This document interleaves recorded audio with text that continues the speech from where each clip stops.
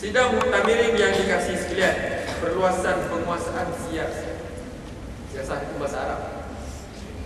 Bahasa Melayu dia politik, pengurusan, takdiran. Boleh tanya kepada Jabatan Siasat.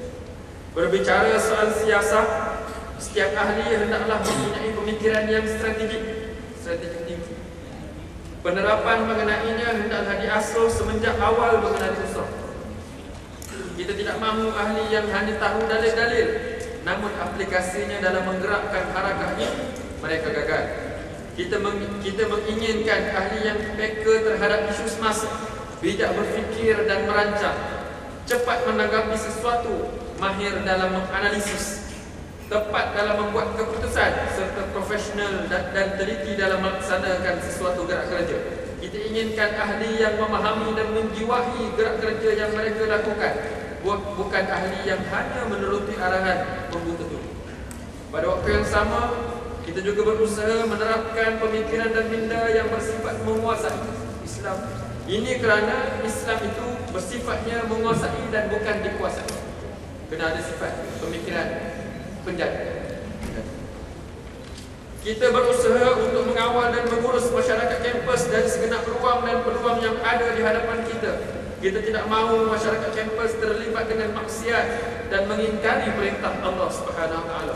Kita percaya walaupun jumlah kita sedikit, namun kita mampu untuk menguasai masyarakat kampus dengan memegang rada-rada pergerakan mereka. Sebagai sebuah gerakan mahasiswa Islam, PMI tidak boleh lari daripada menjadi satu badan yang responsif dalam memberikan reaksi isu-isu berkaitan dengan Islam. Kita telah mengambil bahagian secara aktif dalam usaha untuk mengembalikan penggunaan bahasa Melayu dan pengajaran dalam pengajaran dan pembelajaran sains dan matematik. Isu-isu lain seperti penghinaan terhadap perundangan Islam oleh Bahar, kezaliman Zionis Israel terhadap rakyat Palestin di Gaza baru-baru ini, dan sebagainya. Bahkan MIM diiktiraf sebagai salah satu suara muda yang perlu diberikan perhatian dan dilibatkan dalam majlis perundingan Islam di bawah Jabatan Perdana Menteri, di bawah Datuk Zahid Hamid. Pun begitu, terdapat beberapa isu yang tidak ditangani oleh PMI itu sendiri, seperti isu pengki dan gerakan pemuda kafi. Sebagai muhasabah terdengar, seharusnya lambatan isu yang banyak tidak boleh dijadikan alasan, kerana sebagai organisasi gerakan Islam, memang kita perlu mengetahui apakah asas yang perlu ditangani berkaitan dengan isu-isu keagamaan yang berlaku. Ikhwah dan akhwat yang dikasihi sekalian, semarakkan gelombang tarbiyah, rancangkan dakwah.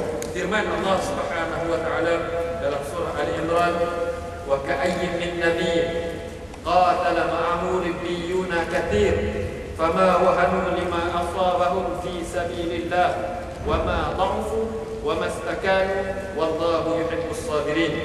Dan baru banyak orang yang berjuang bersamping dengan Nabi ialah pengikut dia yang bertakwa, yakni yang ditarbiyah.